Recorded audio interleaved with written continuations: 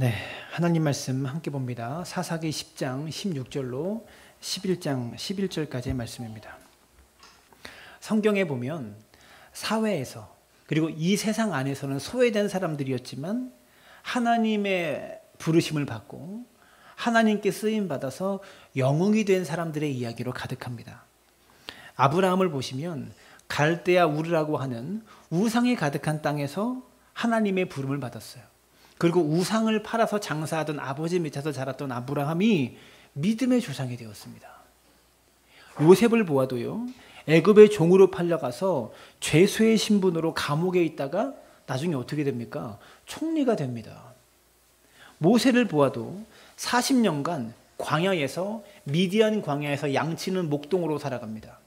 애굽 사람들은요, 목동이라는 직업을 천하게 여겼어요.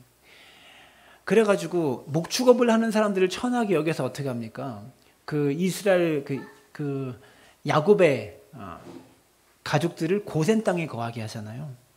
그랬던 애굽에서 왕자였던 그 모세가 미디안 광야에서 목축업을 합니다. 40년간. 그래서 결국 어떻게 됩니까? 나중에 이스라엘을 출애굽시키는 리더가 되었다라는 거죠. 어찌 되었든 성경은 우리가 보기에 뭔가 자경미달의 사람들, 그때의 세상과 그때의 사회에서 소외받고 자경미달처럼 보이는 그런 사람들, 뭔가 부족해 보이는 사람들이 하나님께 붙들려서 쓰임받은 이야기를 성경은 가득하다라는 거죠. 지난주 드보라에 대해서 우리가 함께 살펴보았죠. 오늘은 같은 사사인데 사사 입다에 대해서 함께 말씀을 살펴보려고 하는데요. 입다는 기생의 아들로 태어난 사람입니다.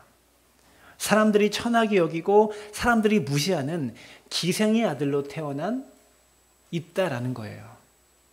그랬던 입다가 이스라엘 민족을 위기 가운데 구원하는 사사가 됩니다. 놀라운 이야기죠. 오늘 본문으로 한번 들어가 보겠습니다.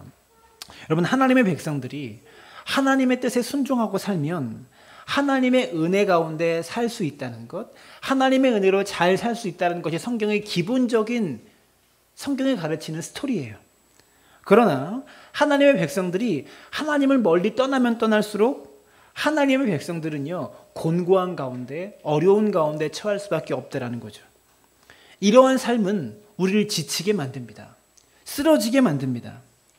여러분, 삶의 어려움 가운데 우리가 힘들어하는 것도 고통이고 아픔이지만 우리를 바라보시는 하나님도 근심하십니다. 우리가 말씀에 순종하지 못해서 이 땅에서 고통당하며 살고 아프게 살고 힘들게 살면 우리도 힘들지만 그 힘들게 사는 우리를 바라보신 하나님도 힘드시다고요. 오늘 본문이 시작되기 바로 앞절인 16절 말씀 보시면, 오늘 본문이죠. 16절을 보시면 이렇게 말해요. 자기 가운데서 이방신들을 제하여 버리고 여호와를 섬기매 여호와께서 이스라엘의 공고로 말미암아 마음에 근심하시니라. 이스라엘이 우상 숭배하며 공고하게 사니까 하나님의 마음에 근심하셨대요. 하나님의 마음에 근심하시니라. 여러분, 우리가 자녀를 키우는 입장에서 자녀들이요, 기쁘게 살고 행복하게 살아가면 부모들이 행복하죠. 그 모습을 보는 부모도 기쁘잖아요. 근데 자녀들이 뭔가 힘들어하고 괴로워하고 마음 아파하는 모습을 보면 부모도 아픈 거예요. 우리가 근심 속에 살아갈 때 하나님도요, 우리와 함께 근심하시고 우리와 함께 아파하는 분이라는 것을 여러분들이 기억할 수 있었으면 좋겠습니다. 사사기를 읽다 보면요, 사사기의 패턴은 딱 한 가지입니다. 뭘까요? 자기 소견에 오른 대로. 자기 소견에 오른 대로. 여러분, 이스라엘 백성들이 불신앙 가운데 살다가 인생의 공고함 속에 들어갔을 때 하나님께 부르짖으면, 삶이 너무 어렵고 힘드니까 하나님께 부르짖으면 하나님이 사사를 보내셔서 그들을 구원하십니다. 어려움 속에서 건져주십니다. 그렇게 건짐받으면 이스라엘 백성은 계속 믿음 안에 살아가면 참 좋을 텐데 또 자기 멋대로 삽니다. 자기 소견에 오른 대로 또 살아갑니다. 그래서 어떻게 합니까? 결국 또 자기 인생의 공고함 속으로 들어가죠. 자기 소견에 오른 대로 살아가다 보니 결국 삶의 결과는 고통이 따라오는 겁니다. 여러분, 굳이 하나님이 우리의 삶에 저주를 하지 않으셔도, 하나님이 우리 삶 가운데 어려움을 주겠다고 저주를 퍼부지 않으시더라도 사람들이 전부 자기 중심으로 자기가 하고 싶은 것을 하고 자기가 원하는 것을 얻기 위해서만 살아간다면 여러분 세상이 좋아질까요? 지구상에 60억 명의 인구가 있는데 70억 명의 인구가 있는데 그 사람들이 다 자기 생각대로 자기 이익을 따라 그렇게 막 살아간다면 세상이 좋아질까요? 절대 그렇지 않습니다. 반드시 갈등이 일어나고요. 분쟁과 투쟁이 일어나게 되어 있습니다. 모두 자기 속에는 옳은 대로 살아가다 보니까 결국 너와 내가 싸울 수밖에 없고 이 민족과 저 민족에 싸울 수밖에 없는 겁니다.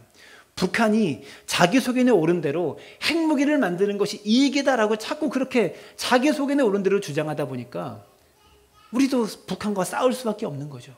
미국도 싸울 수밖에 없는 거죠. 왜? 다 자국의 이익, 자기 속에는 옳은 대로 살다 보니까 전쟁과 분쟁 형태로 세상이 그런 결과가 나타날 수밖에 없다라는 겁니다. 그래서 하나님이 굳이 우리 인생에 저주하지 않아도 우리가 자기 속에는 옳은 대로 살아가면 세상이란 게 다 자기 이익이 얽혀 있어서 싸움이 일어날 수밖에 없고 전쟁이 일어날 수밖에 없다라는 겁니다.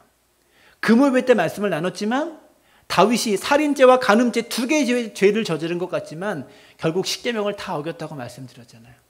죄가 얽혀 있듯이 자기의 이익이라는 것이 서로가 얽혀 있어서 모두가 다 자기 속에는 옳은 대로 자기 이익만 쫓아 살아가다 보면 세상은 전쟁, 분쟁, 다툼이 끊이지 않을 수밖에 없다라는 겁니다.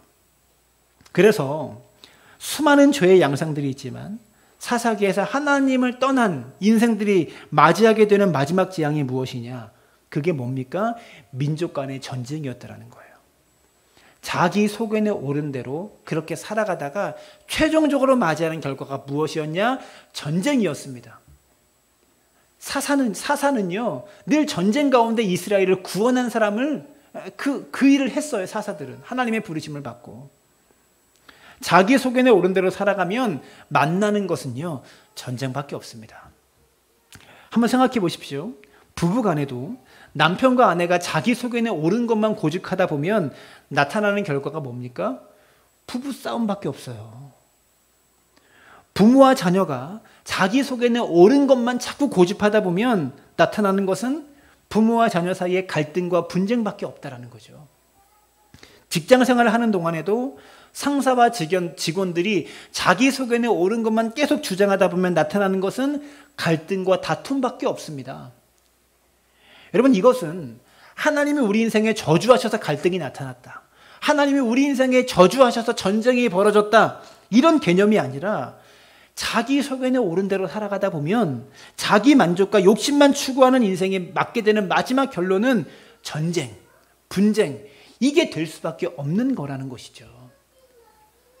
그렇게 하나님을 떠나 자기 속에는 옳은 대로 살던 이스라엘 백성들은 또 한 번의 전쟁을 맞이하게 됩니다. 17절인데요. 그때 암몬 자손이 모여서 길르앗에 진을 쳤으므로 이스라엘 자손도 모여서 미스바에 진을 치고, 암몬 족속이나 이스라엘 족속이 다 같이 전쟁을 위해서 두 민족이 같이 진을 쳤습니다. 근데 암몬 족속이 모인 것은요, 전쟁을 위해서 준비된 상태에서 훈련된 모습으로 모인 거예요. 그래서 이스라엘 백성이 암몬 족속을 수비하기 위해서 지금 모였지만 이스라엘 백성이 모였다는 것은 말 그대로 그냥 모여 있는 겁니다.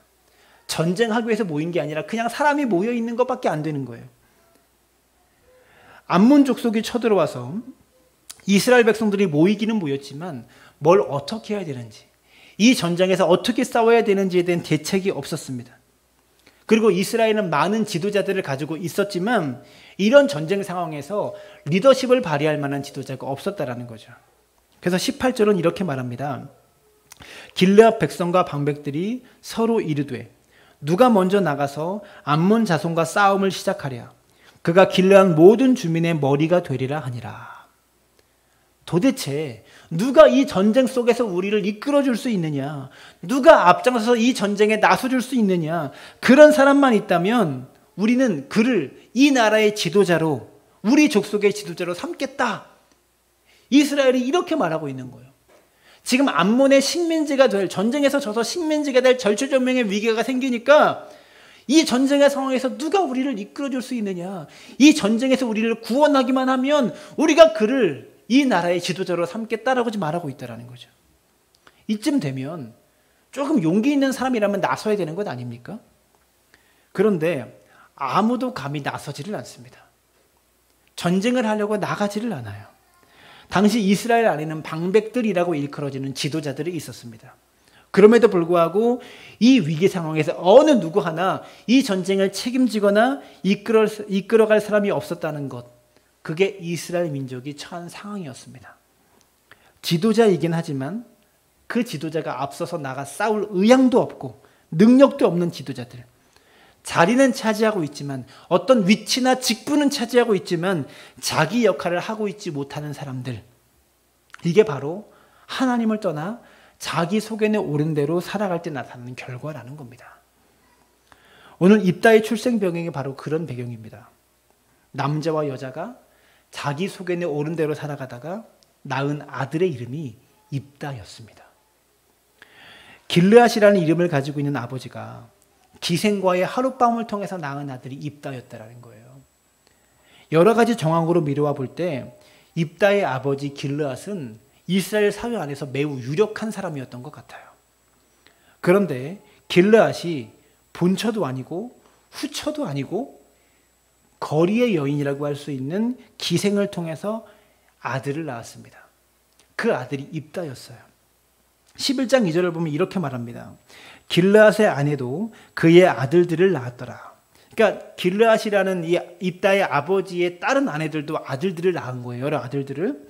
그 아내의 아들들이 자라매 입다를 쫓아내며 이르되 너는 다른 여인의 자식이니 우리 아버지의 집에서 기업을 잊지 못하리라. 길르앗의 본처도 아들이 있는데 본처의 아들들이 자라면서 입다를 쫓아내며 이렇게 말하는 거예요. 너는 기생의 자식이니까, 너의 어머니는 기생이니까 너는 우리 아버지한테 기업을 얻지 못할 거야. 유산을 얻지 못할 거야. 이렇게 말하는 거예요. 결국 입다는 아버지는 같지만 어머니는 다른 배다른 형제들에 의해서 쫓겨납니다. 그리고 아버지 집에서 살아가지 못하고 돕이라고 하는 수십 킬로 떨어진 요단 너머까지 가서 유랑 생활을 하게 된 거죠. 그런데 돕 땅에서 유랑 생활을 하고 있는 입다의 주변에 사람들이 모여듭니다. 지금 아버지 집에서 형들에게 무시당해서 쫓겨난 돕 땅에 살고 있는 입다에게 사람들이 모여들어요.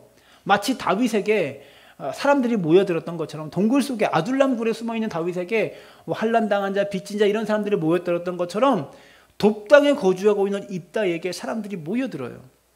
3절을 볼까요? 이에 입다가 그의 형제들을 피하여 돕 땅에 거주하매 잡류가 그에게로 모여와서 그와 함께 출입하였더라. 입다가 돕에 거주하고 있는데 누가 모였대요? 입다 주변에 잡류들이 모였대요. 여러분, 잡류라고 말하면 어떤 사람들일까요? 어떻게 사람한테 잡류라고 그렇게 표현해요? 3절의 잡류라는 단어는요, 사사기 안에 처음 등장하는 표현이 아닙니다. 이 단어는 처음 보는 단어인데요, 9장에 보면 아비멜렉이라는 사람이 나와요. 이 아비멜렉 역시 첩의 아들이었습니다. 근데 아비멜렉이 왕이 되겠다고 작심을 하고요, 자기 위에 형들이 70명이 있어요. 아비멜렉 위에 형들이 70명이 있는데 내가 왕이 될 거야 라고 작심을 하고 형 70명을 죽여요. 청부살인으로 죽여요. 그때 아비멜렉이 돈을 주고 형들 70명을 죽이려고 사온 사람의 이름이, 사온 사람들을 일컬어 성경이 뭐라고 표현하냐면 9장 4절인데요. 바알브리 신전에 은 70개를 내어주어 그에게 주매 아비멜렉이 그것으로 방탕하고 경박한 사람들을 사서 자기를 따르게 하고. 아비멜렉이 형들을 죽인 70명, 그 살인 청부를 난 그 사람들을 돈 주고 샀는데 그 살인 청부를 한 사람들을 가리켜 뭐라고 말해요? 방탕하고 경박한 사람들을 사서. 여기서 방탕하고 경박한 사람들을 히브리어로 아나심 레킴, 잡류, 악을 쫓는 사람들, 이런 단어예요. 비록 아비멜렉 때의 잡류와 입다 때의 잡류에 대해서 한글 성경을 좀 다르게 번역하고 있어요. 그러나 사실 같은 단어예요, 언어에 보면. 그래서 잡류를 도덕적으로 악한 불량배 같은 사람이라고 주석은 해석하고 그렇게 해석해 놓았더라고요. 그리고 본문 3절에 이들이 입다와 함께 출입하였다라는 말은요, 그저 드나들었다라는 말이 아니라 입다와 같이 패거리가 되었다라는 거예요. 조직이 되었다, 이런 말이에요. 하나의 무리가 되었다는 의미입니다. 하지만 우리가 좀 생각해 보아야 될 것이요. 입다가 아버지 집에서 형들에게 쫓겨날 때 그가 도덕적으로 불량했다 그런 얘기는 없어요. 윤리적으로 뭐 심각했다, 도덕적으로 뭐 불량했다 이런 얘기는 없어요. 제가 추측할 때 입다는 잡류들을 데리고 지금 생활하고는 있지만 이들과 함께 불량배처럼 살지는 않았던 것 같아요. 뭐 조폭처럼 막 그렇게 인생 막 살지는 않았던 것 같습니다. 만약 입다가 그렇게 살았다면 이스라엘 사람들이 이 위기의 순간에 입다에게 찾아와서 도와달라고 요청하지도 않았겠죠. 그렇다고 입다가 의적처럼 막 바른 생활을 하면서 산 것은 아니었던 것 같아요. 아마도 입다는 자기가 먹고 살기 위해서 그리고 자기에게 모여든 이 잡류들을 부양하기 위해서라도 어느 정도의 약탈을 하면서 세력을 유지하고 있었던 그런 사람이었던 것 같습니다.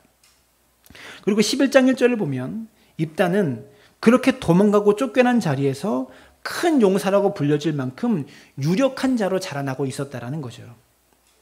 입다는 기존 사회 질서 안에서 받아들여질 수 없어서 사회로부터 버림받고 소외돼서 살아가고 있는 사람이었지만 이스라엘 백성들에게 암몬 족속을 대항해서 유일하게 싸울 수 있는 지도자다라고 낙점받았어요.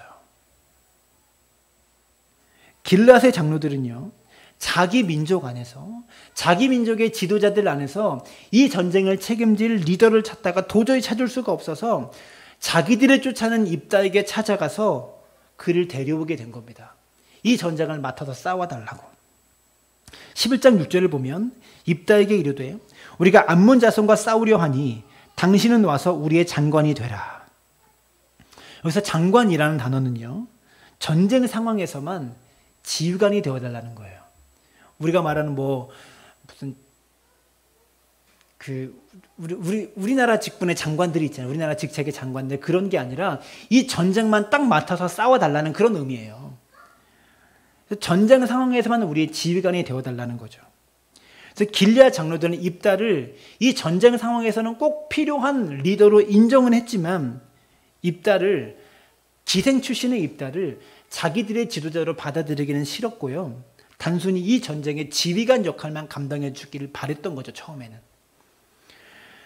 길앗 장로들은요, 정치적으로 입다의 정쟁 수의 능력만 이용하고 싶었던 거예요. 그런데 입다의 마음에는요, 버림받고 추방당한 마음의 상처가 있어서 이런 제안에 순순히 응하지 않습니다. 버림받았기 때문에. 그래서 11장 7절을 보시면 이렇게 말해요. 입다가 길앗 장로들에게 이르되 너희가 전에 나를 미워하여 내 아버지 집에서 쫓아내지 아니하였느냐. 너희가 전에 나를 미워해서 내 아버지 집에서 나를 쫓아내지 않았느냐. 근데 이제 환난을 당했다고 어찌 내게 찾아왔느냐. 이 구절을 묵상해 보면 입다가 버림받은 것에 대한 상처가 매우 컸다라는 것을 알 수 있죠. 입다는 지금 자기를 찾아온 장로들에게 이렇게 말하고 있습니다. 너희가 전에 나를 미워해서 아버지 집에서 쫓아냈는데 지금 너희라고 자기 장로들을 지목해서 말하고 있죠. 이것을 보면 지금 입다에게 도와달라고, 이 전쟁을 이끌 지도자가 되어달라고 자기에게 찾아온 이 장로들이 어떤 사람인지를 추측해 보면 아마도 본처의 아들들에 의해서 입다가 아버지 집에서 쫓겨날 때, 이스라엘 사회에서 쫓겨날 때 지금 찾아온 이 장로들이 입다가 쫓김 당할 때 어느 정도 역할을 감당했던 것 같아요. 둘 중에 하나일 겁니다. 입다가 쫓겨나갈 때 지금 찾아온 길앗 장로들이 동조했거나, 아마도 아니면 입다를 찾아온 지금의 장로들이 길앗의 아들들이 성장해서 장로들이 된 것이나, 둘 중에 하나일 겁니다. 자기를 쫓아낸 본처의 아들들이 지금 이스라엘의 장로가 돼서 도와달라고 입다를 찾아온 것이거나, 아니면 입다가 쫓아날 때 이 장로들이 역할을 했거나, 둘 중에 하나였다라는 거죠. 입다가 이렇게 도망자 생활을 하게 된데, 집에서 쫓겨나게 된데 직접적인 어떤 원인이 된 사람들이 분명했던 것 같아요. 입다의 이런 원망의 말 앞에서 길앗 장로들은요, 다른 대안이 없었기 때문에 입다에게 더 큰 제안을 내어놓습니다. 8절을 보시면 그러므로 길르앗 장로들이 입다에게 이르되 이제 우리가 당신을 찾아온 것은 우리와 함께 가서 암몬 자손과 싸우게 하려 함이니 그리하면 당신이 우리 길르앗 모든 주민의 머리가 되리라. 처음에는 이 전쟁만 수행하는 장관이 되어달라, 지휘관이 되어달라고 부탁을 했어요. 근데 그건 전쟁이 끝나면 더 이상 지도자가 아닌 거예요. 그런데 8절에서는 우리 길르앗 모든 주민의 머리가 되어달라고 부탁하고 있잖아요. 이 말은 전쟁이 끝나더라도 우리의 통치자가 되어달라는 의미입니다. 결국 입다는 이 제안을 받아들입니다. 그리고 10절을 보면 입다와 장로들이 하나님 앞에서 이 서약을 맹세하죠. 여러분, 입다의 신분을 한번 생각해 봅시다. 입다는, 여러분, 이 당시는 신분이 매우 중요한 시대였잖아요. 기생이라는 신분은 남자의 집안에서 받아들일 수 없는 여인입니다. 기생이 무엇입니까? 술을 팔고 하룻밤에 유흥을 파는 직업입니다. 이런 여인을 입다의 아버지였던, 당시 이스라엘 사회에서 유력했던 길르앗의 집안이 받아들일 수 없었다라는 거죠. 기생을 첩으로 이 유력한 집안이 기생을 아내로 받아들이는 것은 불가능했습니다. 결국 입다는 어린 시절에 아버지 집에서 태어나고 자라오면서 기생 어머니를 집안에 들여올 수는 없으니까 어떻게 했겠어요? 어머니 젖을 못 먹었겠죠. 갓난이가 어머니 젖을 못 먹었을 겁니다. 부모의 손에서 혹은 아버지 길르앗의 다른 어머니에게서 젖동량을 받으면서 어린 시절을 보내고 다른 부모의 손에서 키워지고 자라온 그런 어린 시절을 보낸 소년이었다는 거죠. 어찌 보면 부모로부터 버림받아서 사생아처럼 자라온 사람이 입다라고 말할 수 있는 겁니다. 그런데 바로 이런 사람이 이스라엘 사회의 지도자로 쓰임받게 되는 거예요. 이스라엘을 구원한 사사가 된 거예요. 여러분, 입다의 이야기를 한번 우리 삶에 적용해 봅시다. 입다가 지도자로 세워져가는 과정 속에서 우리는 어디에서도 하나님의 직접적인 개입을 발견할 수 없어요. 하나님이 입다에게 갑자기 나타나셔서 환상을 보여주시거나 기적을 보여주시거나 이러한 하나님의 직접적인 개입이 없었다라는 거예요. 입다의 이야기 속에. 그래서 입다를 사사로 세운 것은 표면적으로 보면 하나님이 아니라 이스라엘 장로들이에요. 어떻게든지 전쟁을 치러야 되는 이스라엘 형편에서 장로들이 피치 못할 선택을 한 것으로 보여집니다. 그래서 어떤 분들은 사람들에 의해서 지도자로 세워진 입다는 하나님의 사사가 아니다라고 생각하는 사람들도 있어요. 왜냐하면 사사기에서 사사는 어떻게 세워지냐면 백성들이 부르짖어 기도할 때 하나님의 영이 그 사람에게 들어가요. 온니엘도 그랬고요. 삼손도 그랬고요. 하나님의 영이 그에게 들어가서 하나님이 그 사람을 찾아가셔서 지도자로 세우실 때 그가 사사가 되었던 거예요. 그런데 하나님이 입다를 직접 찾아가신 일도 없고 하나님의 영이 입다에게 충만하게 임했던 일도 성경에 나타나지 않아요. 단지 사람들이 찾아가서 우리가 어려우니까, 우리가 죽게 생겼으니까 이 전쟁을 이끌어달라, 이 사람들의 대화를 통해서 입다가 사사로 세워진 거예요. 그래서 입다가 정말 사사인가? 라고 의아해하는 사람들이 있어요. 근데 성경에 사사기 12장 7절로 건너뛰면 입다를 이스라엘의 사사라고 분명히 이야기합니다. 히브리서도 보면 히브리서 11장에 믿음의 명예의 전당에 입다의 이름이 기록되어 있어요. 하나님께서는요, 역사의 전면에 딱 나타나셔서, 표면적으로 나타나셔서 역사를 개입하실 때도 있지만 사람들을 통해서, 환경을 통해서 드러나지 않게 그림자처럼 일하실 때도 있다는 것을 우리가 알아야 합니다. 별 볼 일 없는 출생이라고 사람들에게 무시당하고 쫓겨났던 입다가 지도자가 되었습니다. 쓸모없다고 버림받은 사람이 꼭 필요한 지도자로 부름받게 된 것이죠. 사랑하는 여러분, 버림받은 사람 입다, 그리고 부름받은 사람 입다, 이 두 사람이 같은 사람입니다. 사람들에게 버림받았지만 또 사람들에게 부름받은 사람, 기생의 아들로 태어나서 나는 하나님께 버림받은 사람이라고 여겨졌던, 하나님도 나를 버리셨다라고 얼마든지 말할 수 있었던 그런 입다가 하나님께 부름받은 사람이 되었어요. 사람에게 버려졌던 사람, 하나님께 버려졌던 사람, 또 사람에게 부름받고 하나님께 부름받은 사람, 이 두 사람이 같은 사람이다라는 거죠. 우리는 요셉의 이야기를 알고 있습니다. 요셉은 형제들의 시기심 때문에 벌어졌습니다. 그러나 하나님은 요셉을 팔아버린 형제들의 구원자로 요셉을 세우셨어요. 요셉은 팔려간 사람이었지만 자기를 판 사람들의 구원자가 요셉이 되었던 거예요. 자기 민족의 해방을 꿈꾸며 살인을 했던 모세는 광야로 도망갈 수밖에 없었습니다. 그러나 광야에서 모세는 이스라엘의 구원자로 준비되어졌고 결국 이스라엘의 구원자로 부름받게 됩니다. 광야로 도망갔던 모세가 지도자로 부름받게 된 거예요. 예수님도 마찬가지 아닙니까? 십자가에서 버림받은 예수님은 십자가에서 우리를 위한 구원자가 되셨습니다. 사랑하는 여러분, 입다도 마찬가지입니다. 버림받고 쫓겨난 돕당에서 이스라엘을 구원하기 위한 큰 용사로 부름받게 된 것이죠. 혹시 이 설교를 듣고 있는 성도님들 가운데 사람들로부터 외면당하고 거절당하고 소외당하고 버림당하고 내가 속하고 싶은 공동체에서 버림받고 소외받고 거절당해서 내가 있고 싶지 않은 삶의 자리에서 내가 살고 싶지 않은 돕당에서 살아가고 있는 분들이 계시지는 않습니까? 오늘 입다를 한번 생각해 보시기 바랍니다. 여러분이 지금 쫓겨난 이 자리, 버림받고 소외받고 살아가고 있는 이 자리가 어쩌면 누군가를 구원하기 위해서 부름받는 자리가 될 수 있다는 거예요. 이스라엘 지도자인 방백들은 전쟁을 수행할 어떠한 준비도 되어 있지 않습니다. 그들이 지도자였는데, 그리고 그 방백들 중에는 입다가 버림받는데 결정적인 역할을 한 사람들도 있었어요. 만약 입다 역시 그때 길르앗의 집에서 버림받지 않고 그 자리에 계속 있었다면 전쟁을 위해서 아무것도 준비되지 못한 그들과 똑같은 사람이 될 수밖에 없었을 거예요.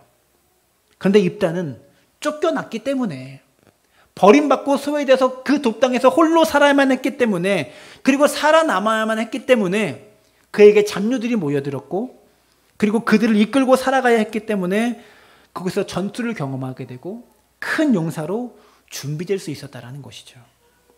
사랑하는 여러분, 어쩌면 하나님은 내가 정말 속하고 싶은 그 공동체, 내가 함께하고 싶은 어떠한 사람, 내가 속하고 싶은 그 자리에서 우리를 분리해내시는 이유가 그들과 함께 있으면 우리도 그들과 똑같아지기 때문에 그들 밖에 있어야만 그들을 구원할 수 있는 힘과 능력을 준비할 수 있기 때문에 우리를 쫓아내시고 우리를 멀리 떨어지게 하시는 것임을 여러분들이 기억할 수 있었으면 좋겠어요. 제가 여러 번 간증했지만 사랑나무 교회를 개척하기 전에 한 교회의 부목사로 있었을 때 그 교회는 3대 세습을 준비하고 있는 교회였습니다.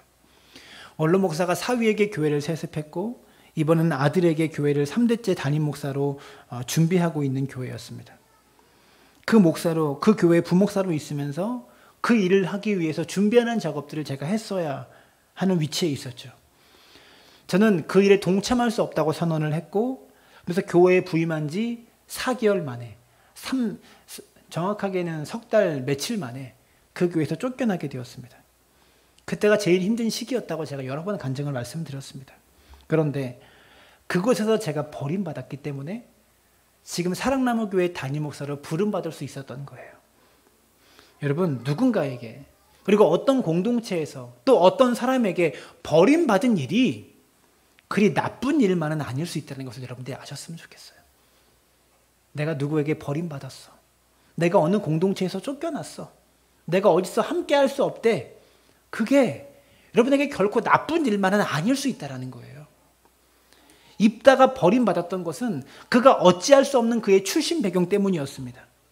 엄마를 선택해서 태어나고 아빠를 선택해서 태어날 수 있는 사람이 어디 있겠습니까? 근데 어쩔 수 없는 출신 성분 때문에 버림받은 입다는요, 어쩔 수 없는 출신 성분의 삶에 매여 살지 않고 버림받은 자리에서 최선을 다해 살아갔던 그의 삶의 태도 때문에 하나님께, 그리고 사람들 앞에 부름받을 수 있었다는 것을 우리는 기억해야 될 것입니다. 우리가 한국 사람으로 태어난 것 어쩔 수 없는 일이죠. 그러나 어떤 한국 사람으로 살아갈 것인가, 이것은 어쩔 수 있습니다. 가지고 태어난 외모와 얼굴은 어쩔 수 없는 거예요. 그러나 그 얼굴의 표정과 그 이미지는 내가 어쩔 수 있는 것입니다. 많은 사람들은요, 내가 어떻게 할 수 없는 것에 매여서 현재를 포기하고 미래를 망치며 살아갑니다. 그러나 지혜로운 사람은요, 내가 어쩔 수 없는 것은 어쩔 수 없는 그대로 받아들이고 어쩔 수 있는 것들을 위해서 어쩔 수 있는 것들을 바꾸기 위해서 노력하는 사람이 보장받지 못한 미래를 개척하고 바꾸며 살아가는 사람이다라는 것이죠. 만약 입다가 아버지 집에서 길르앗의 다른 형제들처럼 아버지의 사랑을 받으며 살았다면 그의 마음에 쓴뿌리는 지금과 같은 상처와 쓴뿌리는 없었을지라도 이스라엘을 구원할 능력은 준비되지 않았다라는 거예요. 기독교 작가인 폴 투르니에는 고통보다 깊은 이라는 책에서 이런 말을 남겼습니다. 중요한 것은 사람이 시련 앞에서 어떻게 반응하는가 하는 것이다. 사람을 자라게 하는 것은 고통은 아니지만 고통이 없이는 사람이 성장할 수 없다. 그렇습니다. 사람을 자라게 하는 것은 고통은 아니지만 고통이 없이는 우리가 성장할 수 없대요. 오늘 우리가 읽은 입다를 보더라도 우리가 받은 상처가 사람으로부터, 공동체로부터, 어떠한 무엇인가로부터 우리가 입은 상처가 우리 인생을 망가뜨리는 것이 아니라, 나를 버린 세상이 나를 망가뜨리는 것이 아니라, 소외된 그 자리에서, 버림받은 그 자리에서 내가 어떻게 살아가느냐 하는 것이 우리 인생을 결정짓는다라는 것이죠. 회사에서 거절당하셨습니까? 여러분이 속하고 싶은 공동체에서 거절당하셨습니까? 아니면 내가 함께하고 싶은 사람으로부터 버림받으셨습니까? 그러나 그것이 여러분의 인생을 결정짓는 것이 아니고 생각지 못한, 전혀 엉뚱한 내 인생의 돕당에서 내가 살아간다고 할지라도, 다윗의 광야에서, 모세의 미디안에서, 요셉의 애굽에서 살아가고 있지만 버림받은 그 자리에서 내가 어떠한 모습으로 살아가느냐가 버림받은 내가, 부름받은 나로 바뀔 수 있다는 거예요. 많은 사람들이 상처를 받으면 그 상처 때문에 자기도 괴롭고 남도 괴롭힙니다. 그러나 오늘 이 설교를 듣는 저와 여러분들은 우리가 세상에서 어떠한 공동체나 사람으로부터 버림받았다고 할지라도 우리는 분명히 하나님으로부터 부름받은 사람입니다. 그 사실을 기억하길 바랍니다. 우리의 출신, 우리의 능력, 우리의 모든 것들을 세상이 인정하지 않는다고 할지라도 주님은 우리를 부르셔서 우리를 통해서 일하시는 분이십니다. 하나님의 제사장이라고, 너는 내 딸이고 내 아들이라고 말씀하시는 분이시다라는 거죠. 하나님의 나라를 유업으로 받을 자가 바로 우리라는 것을 기억하시면서 살아갈 수 있게 되기를 바랍니다. 사랑하는 여러분, 비록 우리가 버림받은 사람이라고 할지라도 우리는 하나님께로부터 부름받은 사람입니다.